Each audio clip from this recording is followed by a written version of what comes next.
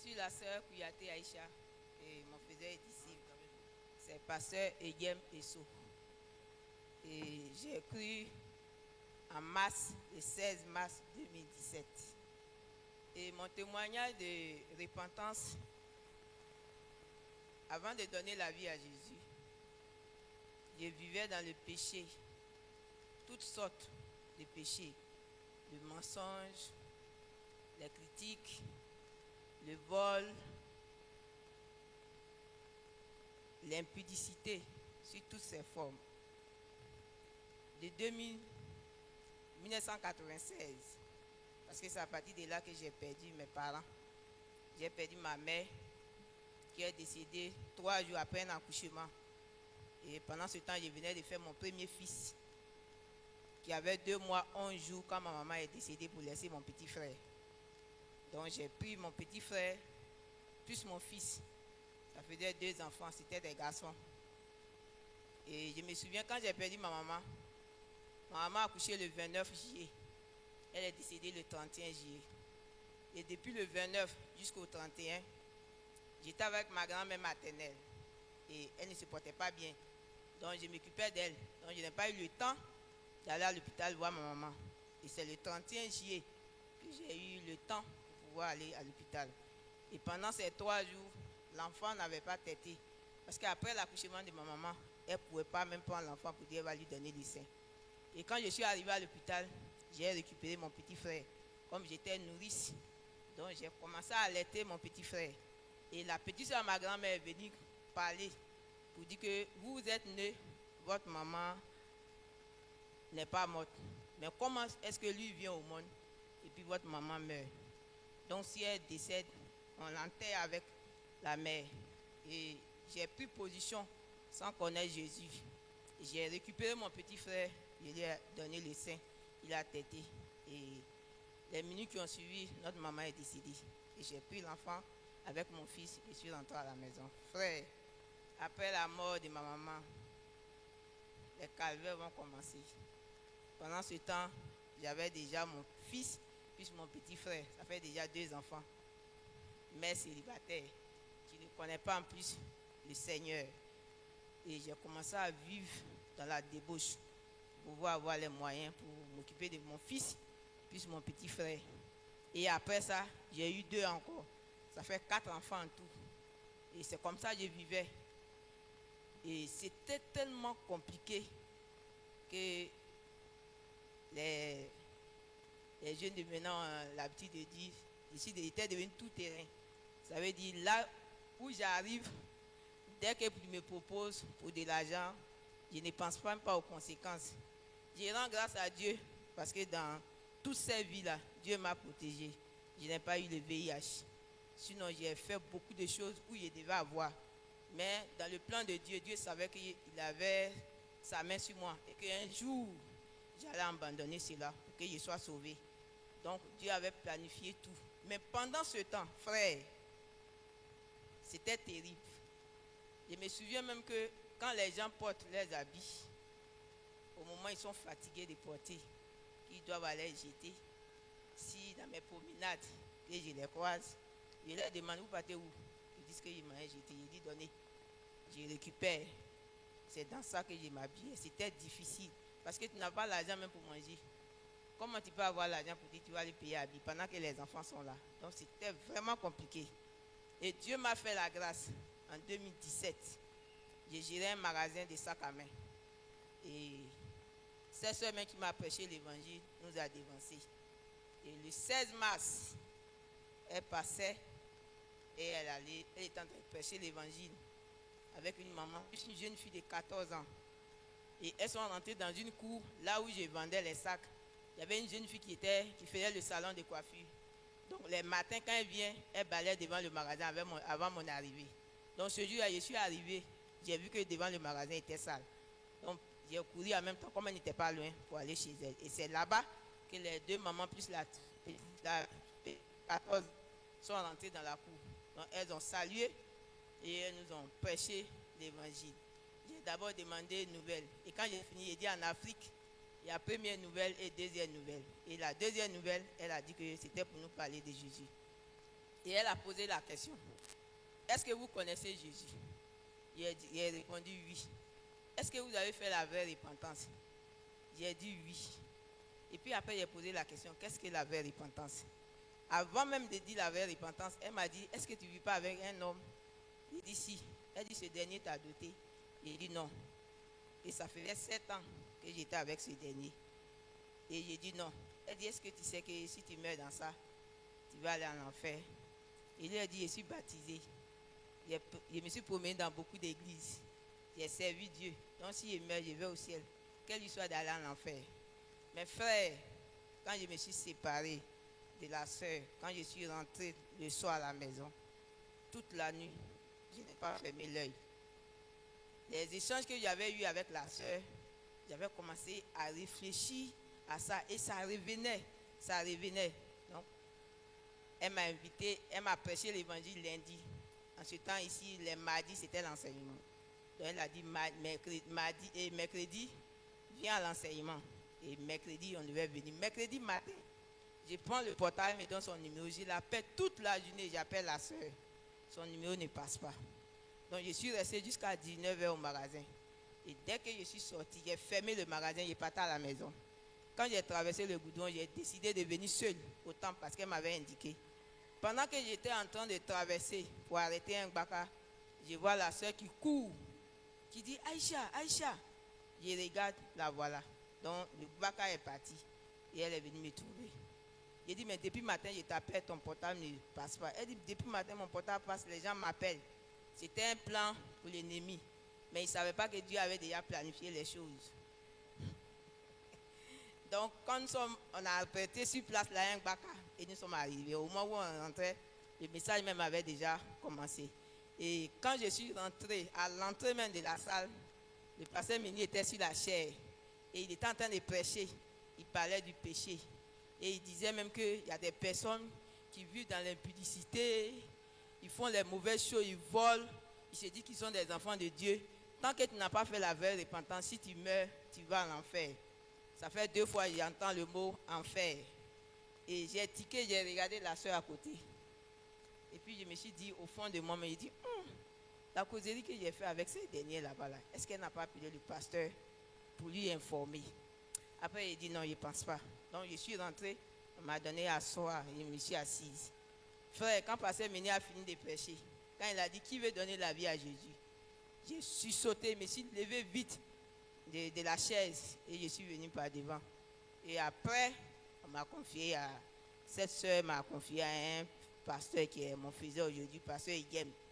Et j'ai échangé avec lui, je lui ai demandé comment on fait la repentance. Il dit la repentance a 3 facettes. Le premier, c'est pour confesser tout ce que tu as commis comme péché. Le deuxième, c'est l'abandon. Quand tu confesses, ce n'est pas que tu vas confesser. Si tu étais impudique, comme je le disais, tu ne vas plus retourner encore dedans. Tu demandes pardon à Dieu et puis tu t'en vas. Ce n'était pas le cas. Parce que là où je me suis promené dans les autres communautés, tu fais ça. Quand on finit, on s'en va. Mais ici, le pasteur avait dit que quand tu fais ça là, tu abandonnes, tu ne reviens plus là-dessus. Et la troisième, c'est les restitutions. Frère, quand il est arrivé sur la restitution, j'ai tiqué. Parce que cet homme que je vivais avec lui, mon compagnon de péché qui est devenu maintenant un frère,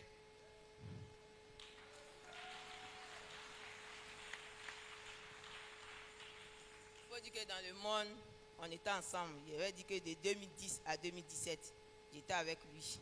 Et il était dans le domaine de la maçonnerie. Et il gagnait les contrats. Donc, on l'avait donné de l'argent. Mais en ce temps, il consommait l'alcool. Donc, il est venu une somme de 100 000 qu'il avait déposée sur la table dans la chambre. Et comme il avait bu, pour moi, il était saoulé. Donc, là où il a déposé l'argent, le lendemain, quand il va se réveiller, il ne peut plus se rappeler. Et j'ai pris l'argent et j'ai caché. En ce moment, je ne connaissais pas encore le Seigneur. Quand le pasteur a parlé de restitution, frère, j'ai tiqué, j'ai eu peur. Parce que je me souvenais que ce monsieur avait presque pleuré même. Pour dire que l'argent, on l'avait donné pour faire du travail. S'il n'a pas fait, il peut même mériter la prison. Il m'a demandé, j'ai dit, je n'ai pas pris l'argent. Mais je savais, au fond de moi, j'avais pris l'argent. Mais j'ai fait toutes sortes de grimaces pour dire que je n'ai pas pris l'argent. Et on me prêche l'évangile, dans la repentance, on ne met pas de restitution. Donc, il faut restituer. Maintenant, il faut dire la vérité. Tu as menti, il faut dire la vérité. Frère, quand tu veux marcher avec Jésus, il faut être décisionnaire. Il ne faut pas regarder à gauche, à droite. C'était difficile, mais je voulais vraiment marcher avec le Seigneur Jésus-Christ. Et je lui ai demandé, en ce temps, j'avais 41 ans, parce que le 7 avril, Dieu m'a fait la grâce d'avoir 49 ans.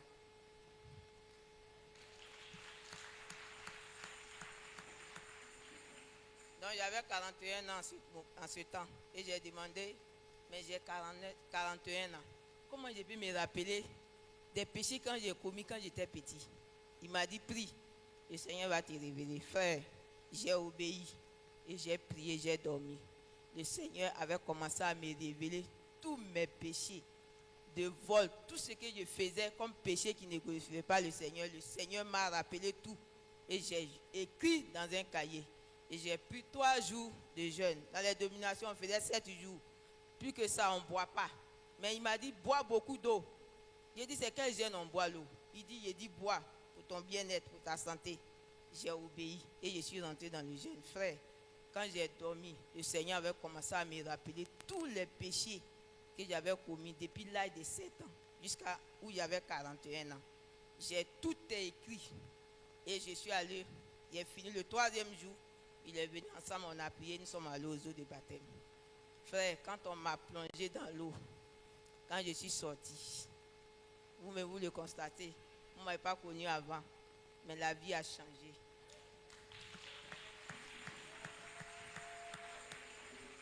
Je suis devenue une nouvelle personne, quelqu'un qui ne pardonnait pas, qui était rancunière. Mais Dieu m'a façonné. Souvent même, il y a des choses qui se passent que mes enfants me demandent. Toi, ton affaire de Dieu, là, c'est fort. Ça là aussi, tu as laissé. Il dit non, je suis devenu un enfant de Dieu. Dieu dit de pardonner. On va avancer. Et après ça, il y a eu le brisement des liens malsains. On m'a séparé de ma famille. Et ma vie a changé après le baptême. Et pour la restitution, quand j'ai pris la décision, le jour de mon baptême, après mon baptême, j'étais sur le point de venir prendre la bouillie que j'avais fait pour rompre le jeûne. Je vois à ma grande surprise, ce monsieur que je suis avec lui. D'habitude, il travaillait à Boisseau. Il venait chaque mois, une fois dans le mois. Mais avant de venir, il m'appelle. Le même jour, j'ai fait mon baptême. Il ne m'a pas appelé. Il était en train de rompre le jeûne. À ma grande surprise, je vois, voilà, le voici arrêté sur ma tête. Il dit, Aïcha, bonsoir. Il dit, bonne arrivée. Il dit, à quel moment tu es arrivé?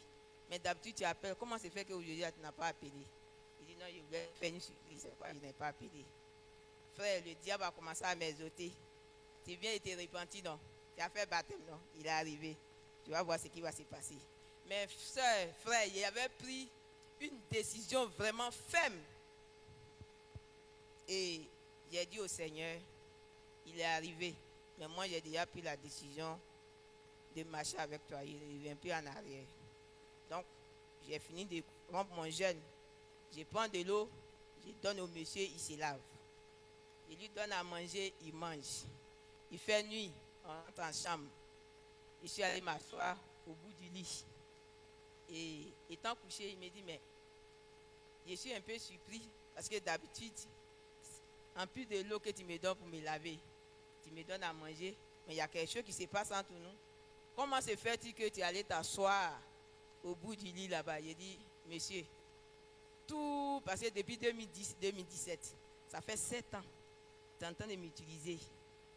Cette fois-ci, j'ai pris la décision. Tout ce temps, ce que nous avons fait là, ce n'est pas pour la gloire de Dieu. On vivait dans le péché. Si je mourais, je ne pas à l'enfer. Moi, je ne veux pas aller à l'enfer. Parce que dans la parole de Dieu, la Bible a dit que 2 personnes seront couchées. Un sera enlevé, un sera resté. Donc là, je cherche à aller au ciel. Donc, je ne dépends pas des décisions. Acclamation à Jésus-Christ. Frère, quand j'ai fini de dire au monsieur que j'ai connu Jésus, de la vraie repentance, c'est qu'on fait là, à partir de jeudi, à l'instant où je suis assis, ça ne peut plus marcher. Dès que j'ai fini de dire ça net, il n'avait pas encore donné la vie à Jésus. Il dit, c'est Dieu qui t'a parlé, je suis d'accord. Jésus-Christ. Et depuis ce jour, nous sommes restés séparés, mais vivant dans la même maison. Je m'occupais de lui. Mes côtés sexuels étaient coupés. Et j'ai cru le 16 mars 2017. Lui, il a cru en avril 2018. Ça veut dire un an après. Mais pendant les un an, il respectait ce que je disais. Et on dormait dans la même maison, sur le lit. Quand je me lave, que je dois m'habiller, il sort. J'ai fini de me laver, il m'habille. Acclamation à Jésus-Christ. Je lui dis, j'ai fini. Tu peux rentrer. Pareil pour lui. Donc c'est comme ça nous avons vécu. Nous avons fait 2 ans, 9 mois dans la même maison, sur le même lit. Et un jour, on était couchés, en tournant dans le sommeil. Je suis couché, j'ai entendu un bruit dans l'oreille et j'ai sursauté. Je regarde, je le vois par terre et je lui demande, monsieur, mais qu'est-ce qui s'est passé? Puis tu t'es retrouvé à terre là-bas. Il dit, ma soeur, Dieu m'a donné des ordres à ton sujet. Tant qu'il ne t'est pas doté, il ne doit pas te toucher. Jésus-Christ. Et frère, nous avons obéi à Dieu. Et nous avons commencé maintenant à aller faire les démarches. Il faut dire que ma mère biologique a fait 8 enfants avec 5 pères. Et il n'y a pas eu de coco ni de dot. Ma mère n'a pas été dotée jusqu'à ce qu'elle décède. Frère, quand j'ai donné la vie à Jésus, quand j'ai obéi, j'ai réussi à faire une vraie repentance. Parce que si j'avais raté la repentance, je ne serais pas arrêté devant vous ici. C'est parce que j'ai fait une vraie repentance. Et le Seigneur ne m'a pas abandonné parce qu'il avait vu que la décision que j'avais prise, elle était difficile. Mais à cause de Jésus, j'ai obéi. Donc le Seigneur m'a aidé. Et nous sommes restés, je suis allé voir mes parents. La dot, mes parents ont demandé 250 000 parce que je suis d'une famille musulmane. Quand j'ai donné la vie à Jésus, mes parents m'ont renié. Chez eux, les musulmans, quand ils donnent la vie à Jésus, on t'appelle kafri. Donc pour moi, j'étais kafri devant eux, mais ils ne savaient pas que j'avais fait le vrai choix. Et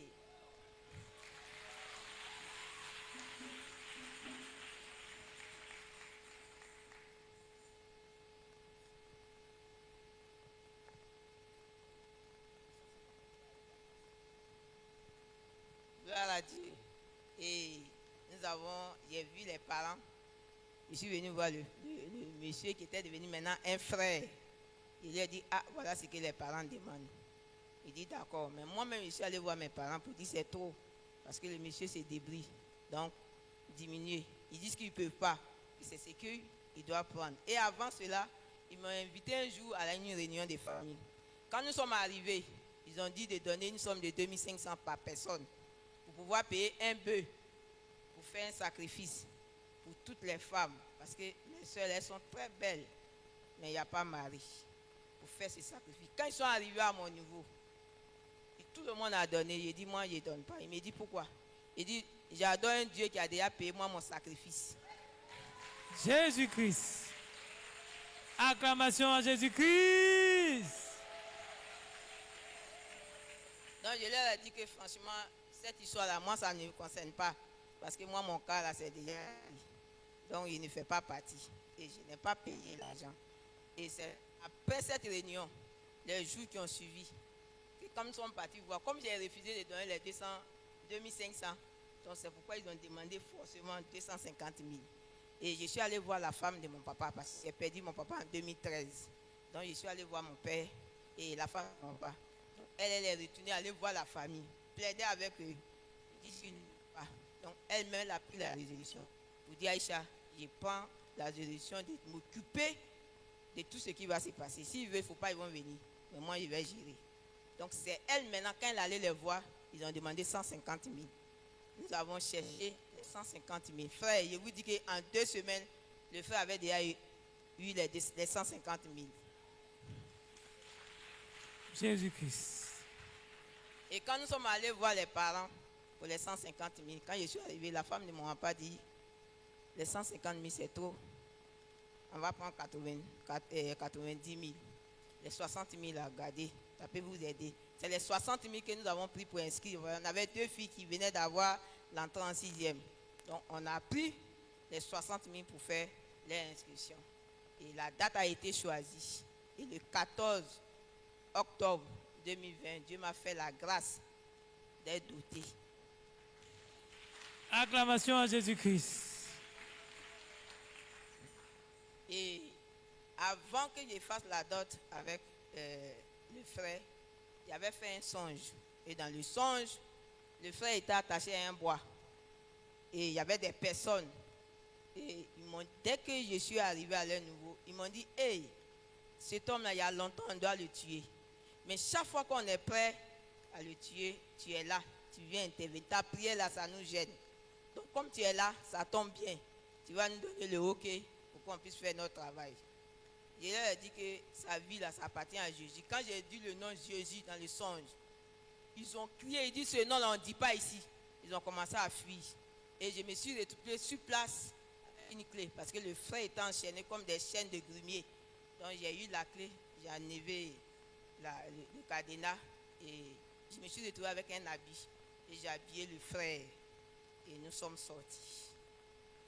Acclamation à Jésus-Christ. Et les semaines qui ont suivi, Dieu nous a fait grâce. Nous avons fait la dot. Ça, c'était pour la repentance. Et même après ma repentance, il y avait le renversement des persécutés. En ce moment, et pendant le renversement des persécutés, c'était ma première fois parce que je venais d'arriver. J'ai donné la vie en mars et le renversement des persécutés, c'était en juillet. Et j'ai décidé de rentrer dans le jeûne. Et j'ai fait 21 jours, 40 jours, mais le 21e jour, on était ici, j'étais en haut. Quand Pasteur Méni a fini de prêcher, il dit, levez-vous, on va prier. Frère, quand je me suis levé pour prier, je me suis retrouvé d'Abidjan ici à Djamé, je me suis retrouvé à Daloa. Dieu me montre en vision, en un grand écran géant. Je me retrouve à Daloa, devant la tombe de ma grand-mère maternelle. Et j'ai perdu ma grand-mère en 96, entre ma maman et ma grand-mère, il y a 6 mois. Et en 96, quand j'ai perdu ma grand-mère, j'avais mon petit frère plus mon fils, donc déjà j'avais 2 enfants. Et ils ont dit de donner 1000 francs, tous les petits enfants. Ma maman avait fait 8 et la petite soeur de ma maman avait fait 4. Donc on était au total 12 personnes. Donc il y a quelqu'un dans la foule qui a dit que, ah, comme Aïcha dit, elle n'a pas l'argent. Moi je donne 1000 francs pour sa part. Donc on a donné les 1000 francs, ça faisait 12 000. Et ils ont attaché ça, les 12 000 francs, au bout du pain de ma grand-mère. Parce qu'elle était bien complet. Au bout du pain de ma grand-mère, dans le cercueil. Et ils ont fermé le cercueil. Ils sont allés enterrer ma grand-mère. En nous disant que cet argent, elle a servi à faire le marché au-delà. Et chaque soir, je partais déposer le feu. Parce que c'était ma grand-mère, j'étais sa petite-fille. Et les soirs, je mets le feu sur les pelles en fer. Et je dépose, parce qu'elle a été enterrée dans la cour. Donc je dépose ça auprès de sa tombe. Et on me dit qu'elle va, après il va prendre l'argent pour faire le marché. Ensuite, elle va prendre le feu pour faire la cuisine. Donc c'est ce qu'on nous a dit. Donc frère, quand ils ont fait ça, les choses sont devenues compliquées. Je peux aller te voir pour te demander quelque chose. Quand tu vois mon état, j'ai fait pitié. Mais pour me faire du bien, c'était difficile. Tu me promets, tu me donnes l'heure. Je peux arriver même avant l'heure. Mais quand j'arrive, tu dis, mais il y a quelqu'un qui vient de passer. Son cas même est plus piqué pour toi. Donc ce qu'il devait te donner, j'ai pris pour donner à cette personne. C'était comme ça ma vie était. C'était difficile. C'était vraiment difficile. Et c'est comme ça. Je traînais. Et quand je suis rentré dans le renversement des principautés, c'est à travers le renversement des principautés que Dieu maintenant va se révéler à moi. Qu'est-ce qui fait ça? C'était l'argent que j'avais donné pour enterrer ma grand-mère. C'est vrai que ce n'était pas moi-même qui ai donné, Mais l'argent a été payé à mon nom. Donc ça a été enterré. Donc ce qui faisait que tout ce que je devais avoir, c'est enterré. C'est comme je marche, mais je suis morte même. On ne peut pas me faire du bien. Et pendant le renversement, Dieu me fait la grâce. Je vais sur la tombe de ma grand-mère. Un homme habillé en tout blanc. Et je sais que c'était le Seigneur Jésus-Christ. Il a attrapé ma main, il dit, viens. Nous sommes partis. Quand nous sommes arrivés devant la tombe de ma grand-mère, c'est lui qui parlait. Il dit, tombe, ouvre-toi. La tête s'est fendue. Là où ils ont enterré ma grand-mère.